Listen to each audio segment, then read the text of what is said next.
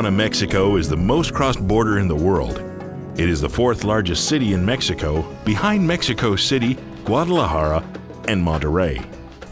Mexico has the highest per capita income in Latin America. The country is firmly established as a middle-income country, but it still faces huge gaps between the rich and poor, north and south, urban and rural.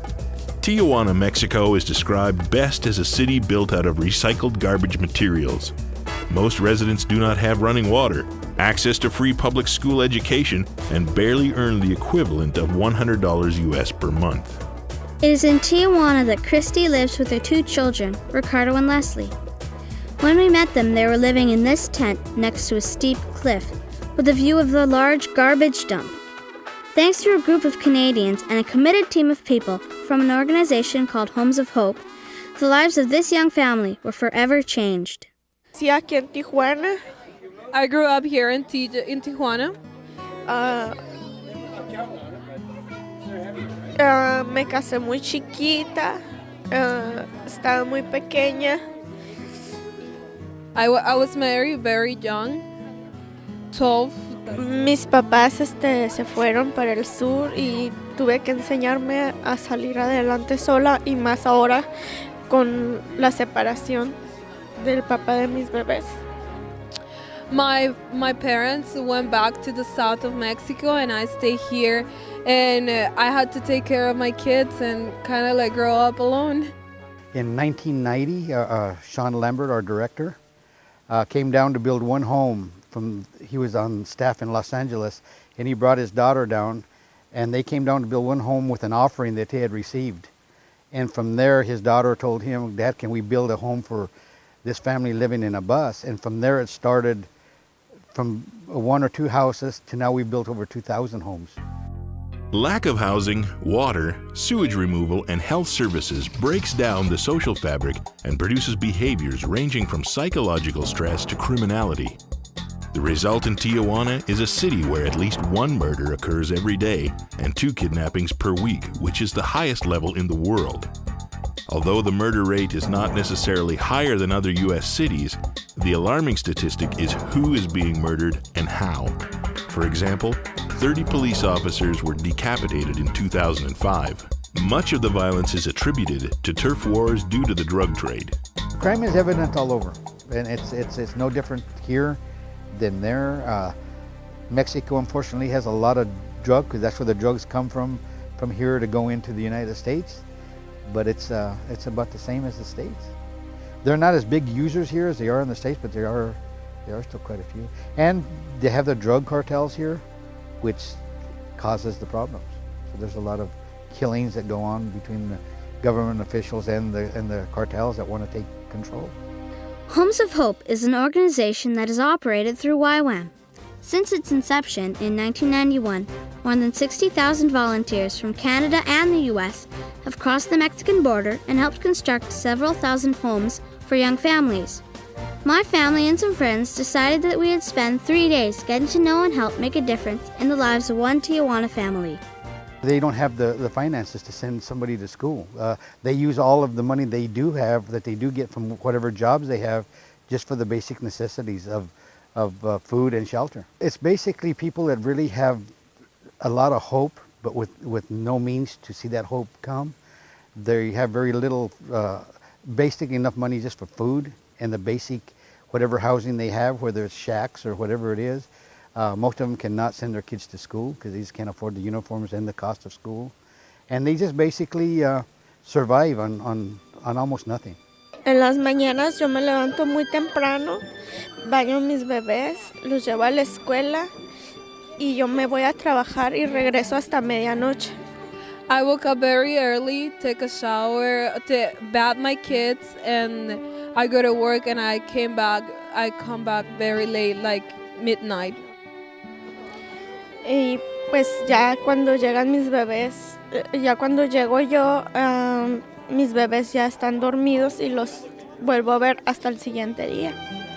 When I come back from work, my kids are already sleeping and I don't see them until the next day.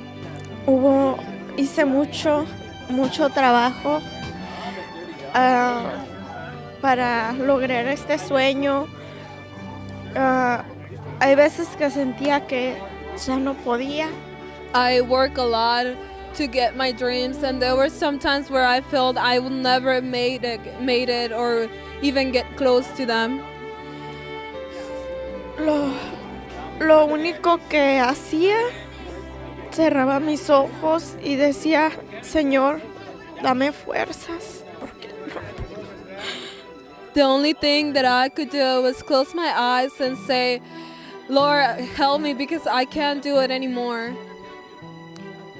Y me las mandó y aquí estoy con todos ustedes. And now he sent me to this house, and he sent the people who made my house, and here I am. It was true.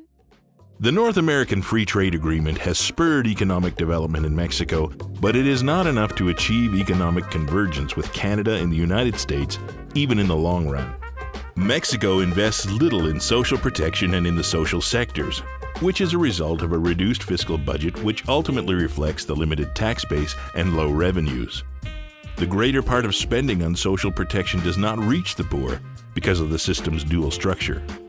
Almost 90% of spending on social protection is channeled through institutions geared towards providing health and pension services to workers in the public sector.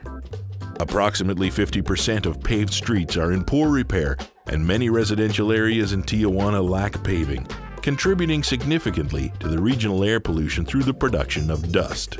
Water reaches more than 90% of dwellings through the portable water distribution system of filtration plants and pipes. Some 20% of the water is through leakage in the system. The rest of the population relies on deliveries by tank truck at a cost that is 2 to 3 times that of piped-in water. There is also no quality control for delivery vehicles, nor for the storage at the residences, usually in 55-gallon barrels. It is from that we learned Christy obtains her water. With no running water, she is forced to wash clothes in a scrub tub, bathe her children in relatively cold water, and dump sewage into a ravine. Even with the new house that we were building for her, we couldn't change the fact that in her colonia there was no running water available. It's a little tiny, probably 20 by 22 thing, and the house is 18 by 20. So, and then she had pallets as a fence in front of it, and nothing. She's living in a tent there to be able to qualify for that house. But with no running water, no bathroom, nothing. The electricity, there's access to it now, but that's probably the only thing that they have is electricity. So there's they can't put a bathroom in there. So We learned a little bit more about Christy's story. Born into a family living in extreme poverty, Christy was married at 12 years old and hopes that her circumstances might improve. However, that wasn't to be the case. With 2 children, her husband left her without anything except the tent they were calling home before Homes of Hope came to help. Through all that heartache, the worst was yet to come. Days before we arrived to build the house, Christy got the news that 6-year-old Leslie had a tumor. Now the hope shifted to one for her health. La niña empezó a sangrar cada que obraba, que iba al baño, y estuvo en muchos doctores, en manos de doctores, estudios, hasta que se le salió como un pedazo de tripa. Y Leslie was sick, and she started bleeding when she was going to the bathroom. So we took her to the doctor, and we saw several doctors, but no one can figure it out what it was. So one day, a little piece of blood with some tissue came out of her, and finally they were able to see what it was. Y hasta que hubo un doctor que supo lo que tenía y decidió operarla pronto para estudiarle el tumor que tiene. There was a doctor that finally figured out what it was, and he was able to make a surgery to take out the tumor that she had inside of her intestines. Y estoy esperando los resultados del tumor, pero yo tengo fe en Dios que no es nada malo y que And I'm waiting on the results about the tumor, if it was a cancer tumor or not, to see if I can do something for my daughter, and I'm hoping the best for her. Tijuana is a city in a developing country with few resources to provide its citizens. In contrast, San Diego is one of the wealthiest cities in the world. 5 minimum wage salaries are barely enough for a family to get by on, and with unemployment in Mexico at 20%, the potential to lift themselves from poverty without some assistance is very difficult. That is why Homes of Hope was such a great opportunity to make a change in this part of the world. It took us 3 days to build a new home for Christy, Ricardo, and Leslie, but their lives will be changed forever. We also decided to make a difference in their lives by purchasing groceries that would last them several months. Toys for Leslie and Ricardo, new clothes, and yes, even a new makeover for Christy. What I've learned over the last few years is that the most important thing you can give anyone is a piece of your heart through friendship and a relationship. If you ask anyone who is on our team, and even those that work at Homes of Hope, you'll find that it is good for our hearts to help others too. By what has happened, you guys have blessed this family's life forever. Not just for a month, like I said yesterday, not for just a year, but forever. And there's always one thing, when I go back and visit them, they could care very less about the house. Because the only thing they ever ask me for is for each and every one of the people from the group. It's about relationships. Well, I had an amazing time doing this, and I thought that it was wonderful that we could meet you more and that we all got to be part of it together. Well, I had a great time and making the house with all these people who really care about doing it. And also I hope that these 4 walls take care of you, because people really did care about you. Thank you so much for this experience.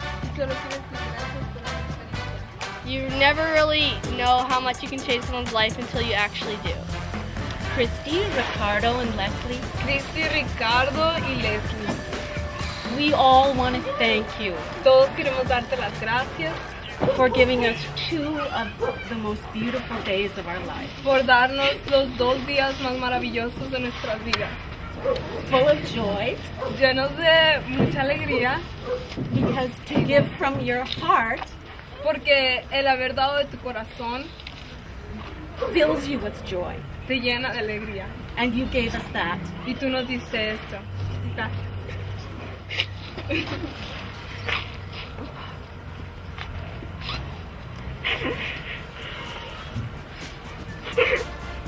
I've been thinking all day today and a lot of last night is that how much we could move poverty out if we would all just do that little piece that is in our hearts that God has put in.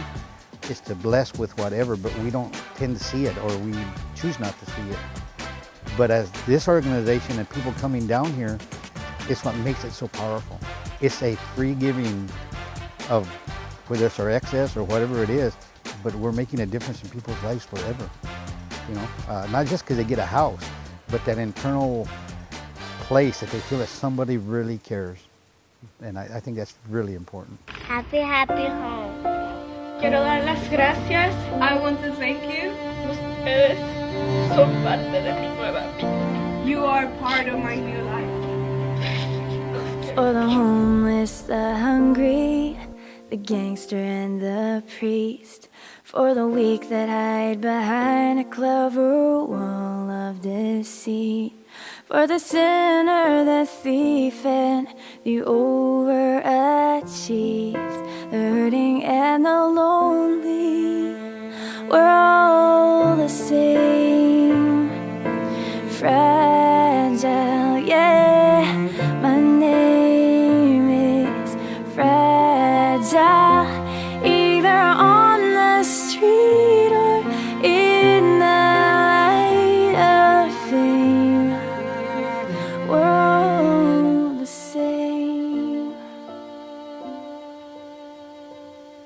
For the man with a briefcase on top of his game, who's still a little boy who's been trying to fit in.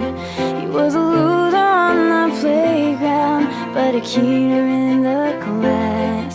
Spent most of his life trying to cover up the past, but he's the same. Fragile, we're all the same. Fragile, we're the walls we built to hide away the pain. We're all the same. We have hurts and fears and tears and inconsistencies, and the mysteries only God could explain about the